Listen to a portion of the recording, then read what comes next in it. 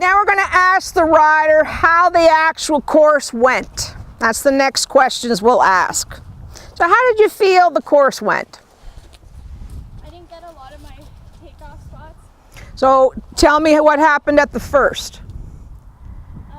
I think I was too focused on lining myself up in the middle that I didn't squeeze enough and prepare myself for it. So what happened with the actual distance? I could have just tugged on my rein a little and added a stride or squeezed them up a little bit more. Okay, so do you actually think that you were going forward enough? Not enough. Okay. And what about the takeoff spot? How was it? What was it? It was too deep. Too deep. Okay. Now, what about this line here? I did the same thing at the first one, and then it threw my balance off and I lost my stirrup. Right? So I was fighting to get my stirrup back, and I didn't prepare enough for the last jump. So we were deep again. Okay. How was your actual corner down there at the first one? I cut it off a little bit. You cut it off? Do you feel you had the pace?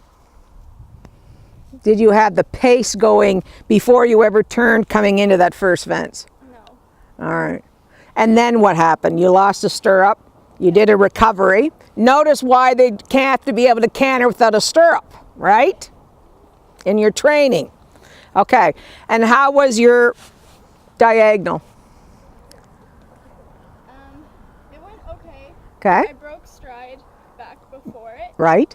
but I thought it was okay. Okay. Could have been better. All right. What about your last fence? I added a stride in the line, Okay. but I felt like it was even, Right? so it felt nice. Okay.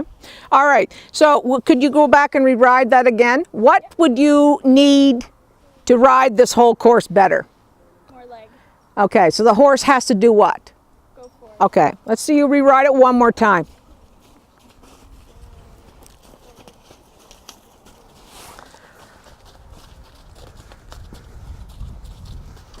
So again, in the actual course, there's your first fence. It sets the tune of your course. The horse has to be cantering forward to find the distance on number 1.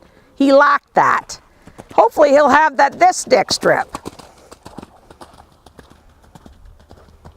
Then she needs to pick up the canter around the middle of the track, come forward out of the turn and hold him there. And step up, count, 1, 2, 3, 4, 5, lovely. Then he kind of needs to move up just a touch, and she needs to count the rhythm cantering down to the long one. 1, 2, 3, 4, 5, 6, 7. Good. Now she comes to the middle of the ring again, touch up the canter, keep the horse in front of the leg, square up the turn, and hold. Count. 1, 2, 3, 4, 5, 6, 7. All right. And the lead change. So, was it better? It was better. Is it a 4?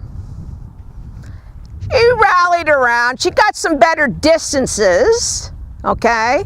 She made some corrections. Faster corrections than I would have seen in the 3. If the 3 had been riding here. So week 4. That's a week 4. But I could pass it. But it will not go any higher. Because it has to be better for that 5. Because the lines have to get straighter. He got off the deviated path, he got back on. So that's why there is some corrections there that happened in there. Horse swapped off, that's fine. Maybe he added a step, maybe he did 7. All right, that's okay. As long it's not, in this line, a long 4 and 1 chip. If it's a long 4 and 1 chip in every line, nope. Okay, so there was some sense of rhythm. There was some sense of straightness. Once the horse could buck up on the pace, it got better. I'd have a pretty strong comment. Would I fail it? Sitting behind me, I probably would. I'd make her come back again, and I guarantee she'd be a lot better. When I tested her for the 4, she was much stronger. Okay? Today, there's a army out in front of her watching her, so maybe this is why. So anyway, she did pass her 4 jumping. She was much stronger. Today, it was just a little bit behind where I saw her there before. Okay? Any questions?